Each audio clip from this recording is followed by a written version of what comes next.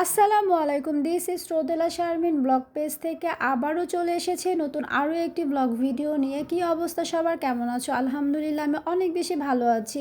তো তোমাদের সাথে গত ভিডিওতে শেয়ার করেছিলাম আমরা অ্যাডমিন আপু সহ মডারেটর প্যানেলরা সবাই মিলে আমরা কোথায় গিয়েছিলাম, দেখা করতে গিয়ে আমি কি করলাম না করলাম সব কিছু ছিল সেই ভিডিওতে। আজকের ভিডিওতে তোমরা দেখতে পাবা আমরা সব আপুরা মিলে কোথায় বসলাম, কীরকম আড্ডা দিলাম, কি খাওয়া দাওয়া করলাম, সব কিছুই থাকতেছে এই ভিডিওতে। তো আশা রাখছি বরাবরের মতো আমার ভিডিওর সাথেই তোমরা থাকবে। যেহেতু সময়টা ছিল সন্ধেবেলা, আমরা যে এর বটতলায় চলে এসেছিলাম, এখানে সবগুলো রেস্টুরেন্টে দেখতে পেয়েছিলাম অনেক মানুষজনের ভিড় ছিল। আমরা চাচ্ছিলাম একটা নিরিবিলি একটা জায়গায় বসার জন্য।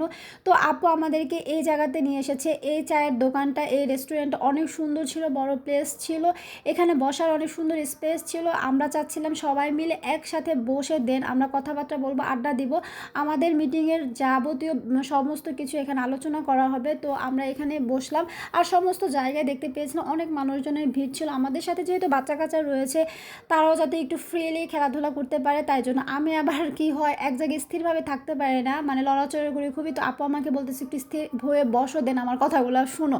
দেন তারপর একটু স্থির হয়ে বসলাম। আপু এখানে কথা বলতেছিল, দেন আমরা সেগুলো রেকর্ড করে নিয়েছিলাম, কারণ পরবর্তীতে আমরা ভুলে যাব, তাই জন্য একটু রেকর্ডিং করে রাখতেছিলাম, যাতে করে যে বিষয়টা আমরা ভুলে যাচ্ছিলাম তখন যেন সেটা আমরা আবার প্লে করে আমরা শুনে নিতে পারি, বুঝতে পারি, আমাদের যাতে কোনো অসুবিধা না হয়, বারবার আপুকে যাতে আস্ক করতে না হয়। কারণ একটা বিষয় নিয়ে যদি বারবার আপুকে সবাই মিলে জিজ্ঞাসা করে, তারও তো একটা বোরিংয়ের ব্যাপার থাকবে যে একটা বিষয় কতবার বুঝাবো। দেন ভালোভাবে বুঝিয়ে দিচ্ছে এখানে, আমরা ওগুলো রেকর্ড করে নিচ্ছিলাম, যাতে করে আমরা যখন কাজ করতে গিয়ে কোনো ধরনের প্রবলেম আমাদের ফেস করতে না হয়। এখানে আপু আমাদেরকে জিজ্ঞেস করেছিল তোমরা কি খাবা, দেন আমরা গরম গরম জিলেপি আর মুগলাই সমোসা এগুলাই খাওয়ার কথা বললাম, দেন সেগুলো নিয়ে আসলো।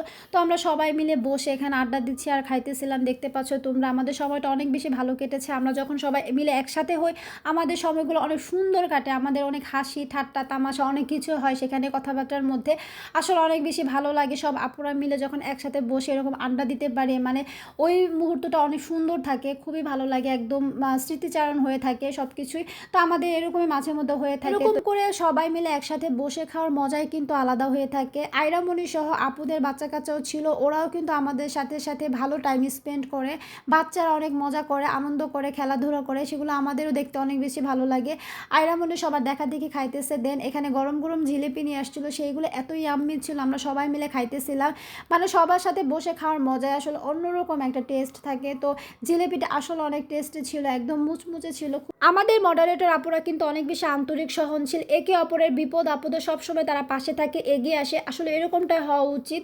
কলিগরা যদি একে অপরের পাশে সবসময় থাকে, যে কোনো কাজ কিন্তু যত কঠিনই হোক না কেন অনেক সুন্দর সুষ্ঠুভাবে সেটা সম্পাদন করা যায়, এরকমটা আসলে হওয়া উচিত।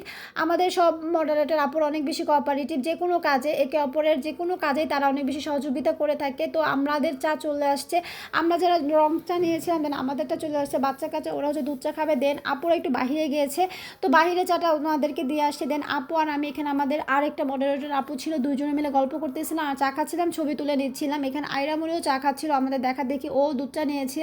দেন আমাদের সিনিয়র মডারেটর আপু, তার দুইটা বাচ্চা, আপুটা অনেক অসুস্থ, বাচ্চাগুলোও অসুস্থ, দেন তারপর আসছে সবার সাথে দেখা করার জন্য।